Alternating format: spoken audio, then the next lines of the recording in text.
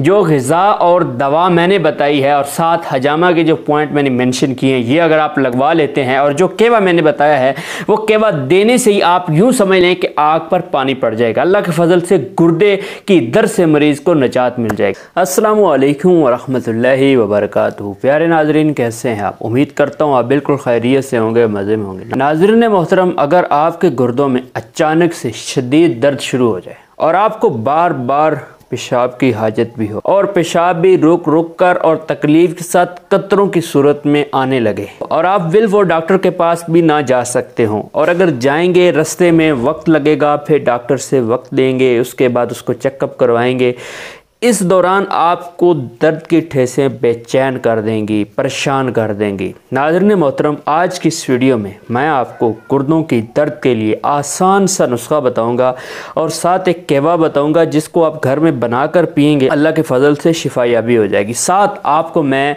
गुर्दों की दर्द के असबाब बताऊंगा कि दर्द होता क्यों है। मैं आपको इसकी अलामात बताऊंगा कि ये कौन सी अलामात पे आप ये केवा पिएंगे, और साथ आपको मैं आगाह करूंगा कि अगर आप इसके लिए हजामा लगवाना चाहें तो क्या उससे फ़ायदा होगा और हजामा के कौन से पॉइंट लगवाने चाहिए, ये भी मैं आपको आगाह करूंगा। तो प्यारे नाजरीन, वीडियो को आखिर तक देखते रहिएगा, क्योंकि इस छोटी सी वीडियो में आपको इतनी बड़ी तकलीफ से निजात मिल जाएगी। बाज़ औक़ात गुर्दों के मकाम पर शदीद किस्म का दर्द शुरू हो जाता है, जिसकी वजह से मरीज दर्द की शिद्दत से तड़पने लगता है और बार बार बाथरूम के चक्कर लगाता हुआ नजर आता है, और पेशाब भी बार बार आता है और रुक रुक कर और तकलीफ के साथ आता है। मरीज रोता है, तड़पता है, उसे कहीं भी चैन सुकून नहीं आता। इस दर्द की ठेसें खुशिया तैन यानी कपूरों तक जाती हैं। जिस कपूरे में दर्द ज्यादा होती है उस तरफ की टांग में और पाँव में भी शदीद किस्म का दर्द शुरू हो जाता है और मरीज उस दर्द से बेचैन होकर अपने मरने की दुआएं करता है, और ऐसी सूरत में मरीज को उल्टी कै जैसी कैफियत बार बार पैदा होती हैं। नाज़रीन मोहतरम, मरीज रो रहा होता है और मरीज के लवाहिकीन चाहते हैं कि जल्द किसी तरीके से इसको शिफा मिल जाए।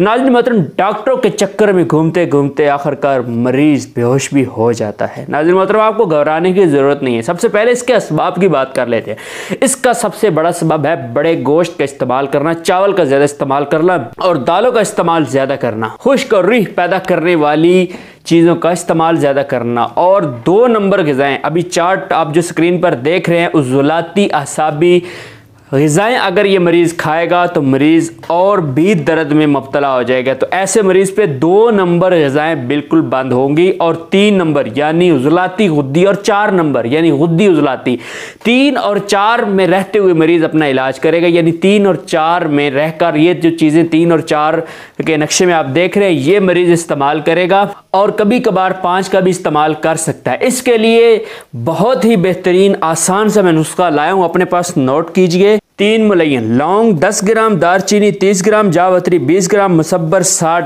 ग्राम। इसकी मिकदार खुराक 5 mg का कैप्सूल है। जो मैं केवा बताने लगूँ, इस केवे के साथ मरीज को देना है लौंग 3 अदद, दारचीनी 2 ग्राम, शहद की 1 चम्मच, सुबह दोपहर शाम ये केवा बनाकर देना है। अगर आपके पास ये दवा बनी हुई ना हो और आपको बनाने में वक्त लगे, पंसार पर जाकर बनानी पड़े, तो उससे पहले आप मरीज को ये केवा जो मैंने आपको बताया है, लौंग 3 अदद, दारचीनी 2 ग्राम और साथ ही शहद की 1 चम्मच मिलाकर उसको केवा बनाकर दे दें। अल्लाह के फजल से ये केवा लेने से भी उसको अफाका होना शुरू हो जाएगा।